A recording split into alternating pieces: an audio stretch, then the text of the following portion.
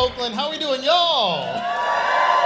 Oh my God, dude, this place rocks, bro, man. This is just like a room full of a bunch of like queer poly people. Dude, we just witnessed like a satanic birth happen. Dude, I feel like if there was a Fox News correspondent in here right now, they saw this room, they were like, I knew it, okay? Oh man, dude, it's great, bro. Happy to be here. I've been thinking a lot about the concept of the ick, right? Because like a lot of my homegirls are dating right now. They'll be like, oh, I really like this guy, but then he gave me the ick, now it's over, right? They'll be like, I really like this guy, he was rude to the waiter, gave me the ick, now it's over. Or I really like this guy, couldn't parallel park, gave me the ick, now it's over. Here's the thing, is I have a hard time like connecting with that because the ick has never stopped a man before, okay? Like I've had women give me the ick, it has never stopped me. Like I remember one time I was talking to this girl and she was telling me how she believed that the Illuminati was real and multiple times a week she'd wake up in the middle of the night and see a demon at the end of her bed, but she knew that Jesus was protecting her. Yeah, she told me all that information. All I could think was like, man, I need to wear a condom, you know? Yeah, exactly, dude. The ick will never stop a guy. We're too tenacious. We have the eye of the tiger, you know? Yeah, man. I consider myself to be like a whimsical black dude. I do shit that other black people don't ever do, dude. Like I recently got into flying kites, right? And I was talking to my homegirl about this new hobby of mine, and she was like, oh, flying kites? That's gotta be a great way to meet women, which is fucking insane. Because no woman ever looks at a lone man flying a kite and is like, this dude fucks, okay? Dude, I remember one time I told this joke at a show, and then afterwards I was in the parking lot, and this audience member, he drives up in his car, he rolls down his window, and he goes, hey, did you know that flying a kite is actually a euphemism for a happy ending hand job in Thailand? Maybe you could do something with that. And then he drove away.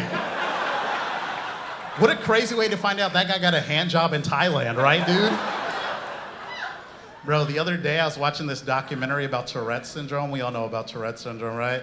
In the documentary, the person kept shouting out bomb at an airport, or they'd say like a racial slur, and that made me think, I wonder if there's anyone in the South that has like a woke version of Tourette's, you know?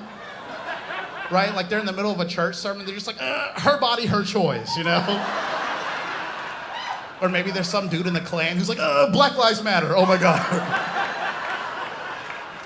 Or maybe there's some dude in Florida who's like, I read a book, you know, like something like that. There you go. Yeah, it's pretty fun, huh?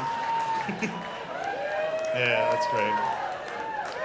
I got this Indian homie of mine. He practices Hinduism. I love Hinduism, right? Because they say that they have reincarnation, right? They say even if you're a bad person, like a really bad person, you get to come back, you just come back as like a really low life form. That's why I don't feel bad anytime I accidentally step on a snail. I'm like, man, this snail was probably a pedophile. I mean, who knows what he was hiding in that shell, dude? No, I'm kidding you guys. A pedophile probably wouldn't come back as like a snail. They'd probably come back as like the president or something. Okay. Oh shit. You guys are too fucking easy. Okay. No, it's fun, dude. I'm in a relationship, dude. I love my girlfriend. She rocks. She's like the best person in the world, dude. But she likes when we shower together. And here's the thing, is like showering with your partner seems like a cool, sexy, fun thing to do, but it sucks. It's awful, okay? Because here's the reality of showering with your partner. When you shower with your partner, one person gets to take a shower, okay? Meanwhile, the other person, you're over here cold, you're shivering, you're like a chihuahua taking a shit, right? Dude, when me and my girlfriend shower together, here's the technique that has to happen, is that she showers. She's like, I'm showering. And then I have to cup my hands and collect the water and splash myself with it. I feel like I'm fucking Oliver Twist. I'm like, please, sir, I want some more. Dude, one time we tried shower sex, right? That shit is awful too, right? Because she was like, you know, we have like a tiny shower. She was like, baby, eat my pussy, right? So she's like standing on one leg. She has another leg up. I'm on my knees. I'm holding the other leg. I look like I'm firing a bazooka, right? And the whole time I'm getting waterboarded. I'm like, what kind of war crimes did I commit for this shit, dude? I'm a big supporter of the LGBTQ community too. I live in like the gay part of the gayer part of San Francisco, like the Castro, right? I love the gay guys out there too. They're awesome, bro. I feel like gay men might be the next step of evolution for guys, right? Because they have all the powers of a straight man, but then they have these new abilities like fashion and empathy, you know? Right? Like, you never have to worry about a gay guy, right? Like, a straight guy, if he doesn't get pussy, he might become an incel and, like, shoot up a school. But if a gay guy doesn't get pussy, then he's just pretty good at being gay, okay? Yeah, I do. I also support the trans community, too. I was a teacher for, like, a long time. And there was like this whole rhetoric online where people were saying that teachers shouldn't teach kids about trans people. And one of the arguments they gave was so fucking stupid. They were like, it would be too confusing for the kids. Like, it would confuse them, right?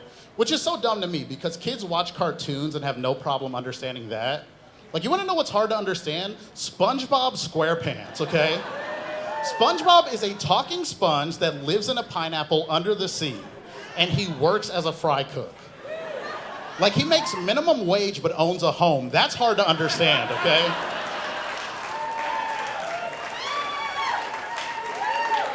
Like, I think I can understand that my auntie is my uncle, dude. Yeah, I don't know. I do love the Bay Area. I've been living here, like, most of my life. I was born and raised here, too. I love how socially conscious we are out here in the Bay, but there's, like, also a lot of activism for activism's sake. Like, I don't know if you guys have noticed this, but all over Oakland, there'll be all these signs up that'll be like, Oakland does not accept racists. If you're racist, get out of Oakland. Personally, I don't know who the fuck those signs are for, dude. Like, you're telling me that there's some racist guy living in Oakland right now who sees one of those signs and is like, well, this was news to me. I guess it's time to move now. Yeah, I don't know. I just hate fakeness, dude. I hate fakeness. I used to work in corporate America, too, right? And corporate America is so fake. Like, my job, they used to do these things all the time called land acknowledgements. Do we know about land acknowledgements here? Okay, so for those of you that don't know, it's this very woo-woo bullshit thing we do out here. It achieves absolutely nothing, but we like to give ourselves a pat on the back for it, okay? Well, if you don't know what it's about acknowledging that we're on stolen land, on Native American land, but it's total bullshit because you're not giving them any money, you're not giving them any land. So basically, at the top of every meeting, my job would be like, hey, we just want to acknowledge we are on stolen land. We will not be giving it back, but we just want to acknowledge that with everybody. Dude, they would do it at the top of every meeting. At a certain point, it kind of feels like they're gloating a little bit, right? They're like, hey, at the top of this meeting, we just want to acknowledge finders, keepers, losers, weepers. Okay. Dude, one time they made us do a land acknowledgement over Zoom. Over Zoom! I was so over this shit, right? My boss, she starts it off, she's like, hi, I'm Jen, and I just want to acknowledge that I am on the stolen land of the Ohlone people. And when it finally came my turn, I was like, hi, I'm Marcus, and I just want to acknowledge that I am on the stolen Wi-Fi of the apartment next door, dude. All right, guys, that's been my time. I'm Marcus Howard. Love you all. Bye. Marcus Howard!